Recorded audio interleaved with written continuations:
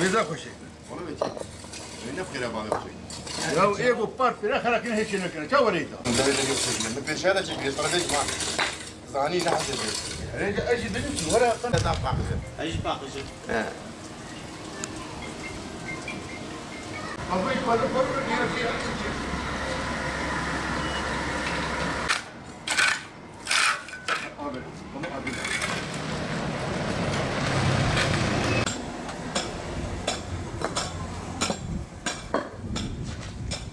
Yollarımızı hepsi bozdu. Ondan sonra toz, dumandan boğulduk. Bütün molazlar bıraktı oraya gitti gelmedi. 15 gündür biz bekliyoruz tozdan. Ben buradan kalp hastasıyım. Geldiler yani komşu beni kurtardı. Allah'a çok şükür olmasaydı ben gitmişim şimdi.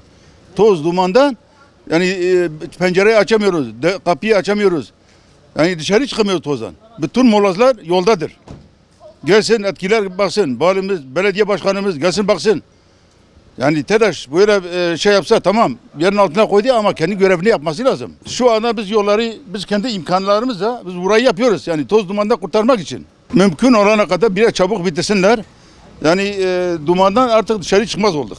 Burası Huzur Mahallesi 519 sokak. Bizim sorunumuz bu elektrik TEDAŞ ekipleri gelip bozup molozların hepsini burada bırakıp gidiyor. Hiçbir temizlik yapmıyor. Arkasında bıraktıkları yığınların hepsini bırakıyor. Hiçbir şey yapmıyor. Bizim çocuklarımız caddeye çıkamıyor. Biz çıkamıyoruz tozdan, dumandan.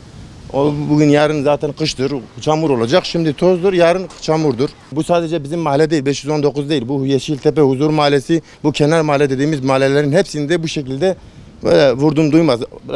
Şey yapıp bırakıp gidiyorlar. Ev sahipsiz bırakmışlar. Biz kendi çabalarımızla evimizin önünü yapıyoruz.